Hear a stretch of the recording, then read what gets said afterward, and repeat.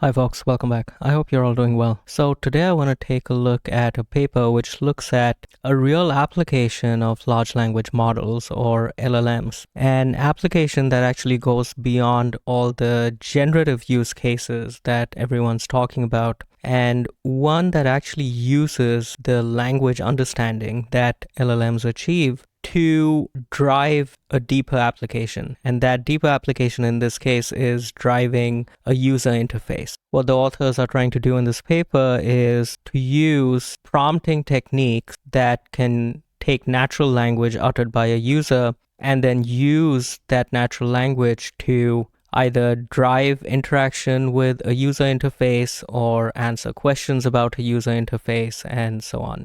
Now, the authors have done this for Android user interfaces, but the techniques I think are pretty generally applicable. So first, let's look at what kind of user interface tasks they are looking to be driven by an LLM. And they break it into two large categories. One is driven by the machine and one is driven by the user. So you can see these two use cases. One is screen question generation, where the agent or the machine looks at the screen and asks the user a pertinent question about the interface that's being displayed on the screen.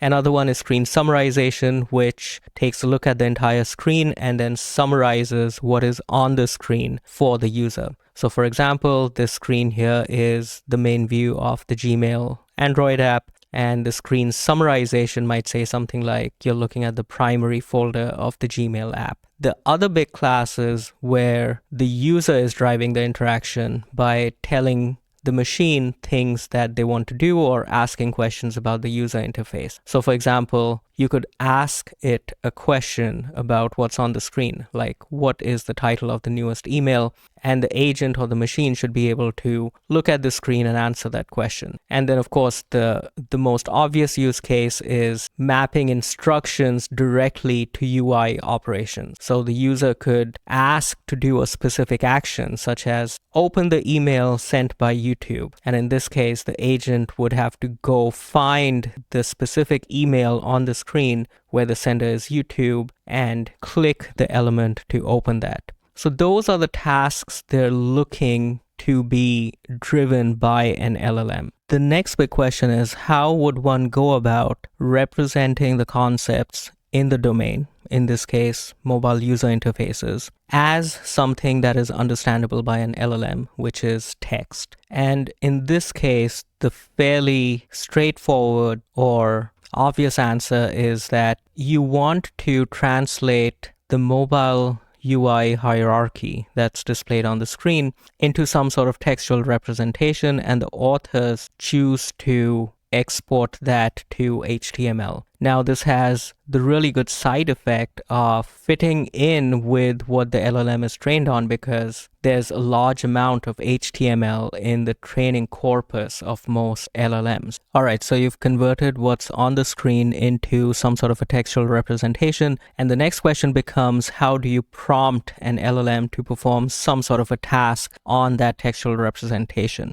And the authors here fall back on what by now is a pretty well-known technique, which is few-shot prompting. They construct a prompt where in the preamble they explain the task to be done and then follow it up with a few examples of input and output. So given this HTML and this task, what the output action should be. So they give a few examples of that. And that's how they set up their few-shot prompt. And in the appendix of the paper, the authors have actually provided examples of the actual prompts they're using. So here we see an example one-shot prompt for screen summarization. We have a very brief preamble which tells the LLM the purpose of this prompt. And then we have the HTML representation of the hierarchy of the UI elements displayed on the screen. And you have an example output which says what the summary of this screen should be. So that's your one-shot example. You could construct a few-shot example as well.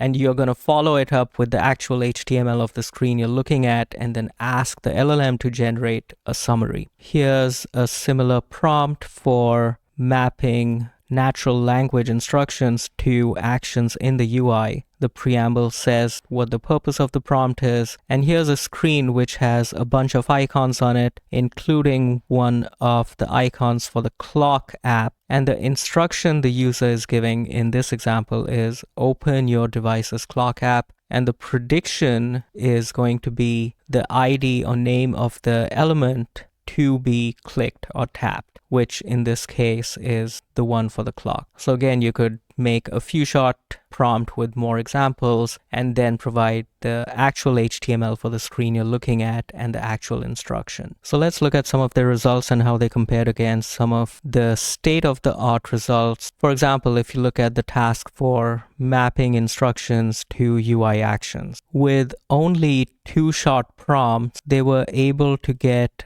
results almost as good as Seek to Act, which is, I think, the best known benchmark right now. However, that was trained on large data sets with hundreds of thousands of examples. So with just some few short prompts, you are able to get within striking distance of the very best state of the art. So this is not necessarily a negative result. I think it's actually a very encouraging result. On the screen QA task, which is where the user asks the machine questions about what's on the screen, and the machine is supposed to understand what's on the screen and reply back, the LLM significantly outperformed the off-the-shelf QA model, so it was able to do a good job of understanding what's on the screen. And the interesting thing with the screen QA task was how you see a big jump going from 0 shot to 1 shot prompts, but then only a very small jump going from a 1 shot prompt to a 2 shot prompt. And this is pretty interesting and encouraging because it shows how